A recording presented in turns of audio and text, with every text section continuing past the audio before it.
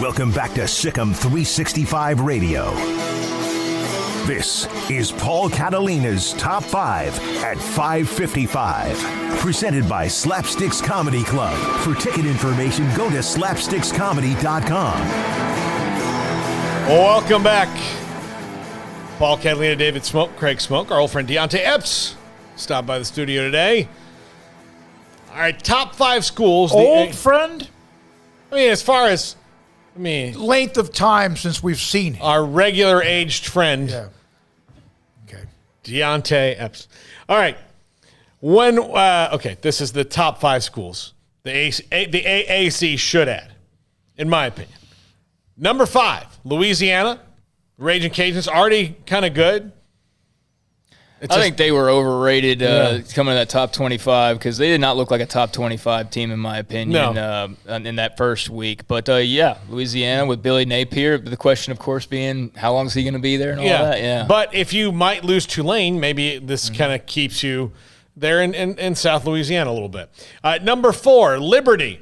This one, I know they're just a recent FC or BF school. But they have a massive alumni base, and they've kind of proven that they'll spend money on some things. And they're a growing institution. Now, if you want to get in the weeds with politics, then you're not going to get very far in adding teams and conferences. But Liberty is a school I think you should add because I think it's a growing institution. Let's just say this. Liberty's probably never joining the Pac-12. Yeah. It's probably not going to be a fit for them. Well, they're not even on the radar of the Big 12, so they're surely not. Yeah.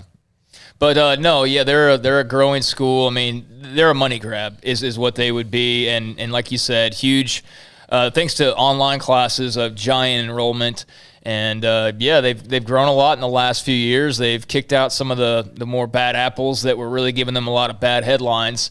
They're somebody that's definitely, I think, on conference's radar in terms of a moneymaker. Number 3, UAB.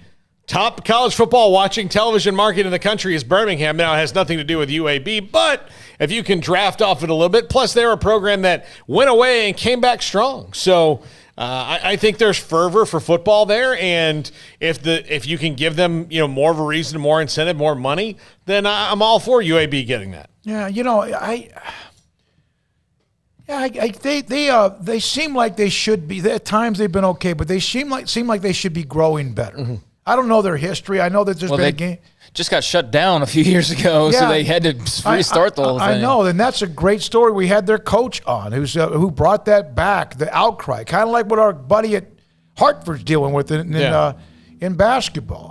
Why aren't they? Why would I hope that they do well. I'm rooting for them. Yeah.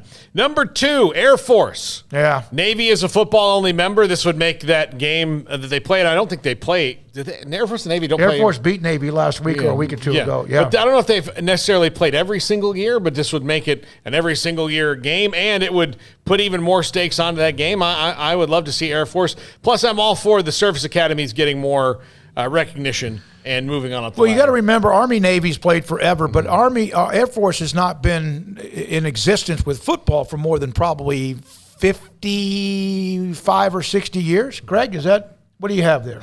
I mean, they've been, the Navy Air Force, they've been playing every year for a long time now. Yeah. Okay. All right. It looks like at least. Yeah. But also Air Force, they might get more cadets now that the whole space thing is in there. Yeah, they basically played every year since 1970. That's what I thought, about 50 years. Yeah. Okay. All right. No, okay, I was wrong on that. I, for some reason, thought that they didn't. I might have missed a year here, but pretty consistently. Yeah. Number 1, they should add Boise State if they can get them.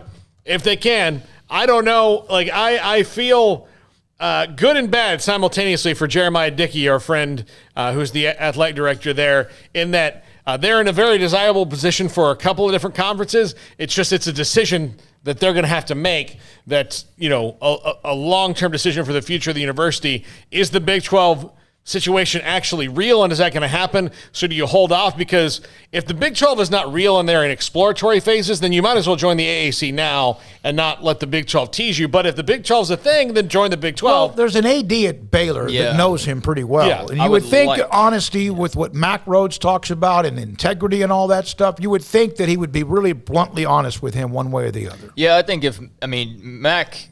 Jeremiah was his number 2 guy. I mean, that was his dude for many places. Yeah, various places up until this past year. So I would hope, just from a friend standpoint, that, if Mac had any inclination that Boise State's not a realistic addition for the Big 12, that he would let that be known somehow or another to Jeremiah Dickey so that they just don't all waste each other's time in this dog and pony show like Houston did a few years ago. So, you'd want to avoid that if at all possible. But, UA, all those teams at one point or another, even Liberty, I remember getting brought up by a caller or two, or at least a texter or two. They weren't very popular, unlike like a Boise or a UAB even, or a service academy. But, it's going to be fascinating to watch, because the Boise State situation, is the Big 12 realistic? If it is, why would you go and join the American?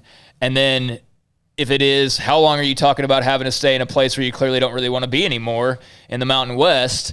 So that's pretty fascinating. And then, just the domino effect of this all. I mean, this is going to probably cause some conferences, lower conferences, to have to merge in some form or fashion, or come up with their own version of the alliance or something like that, because they're not going to be able to survive, losing more and more and more. The AAC is the next domino, it looks like. And then, of course, we know the Big 12's not done at this point, and who knows with everybody else.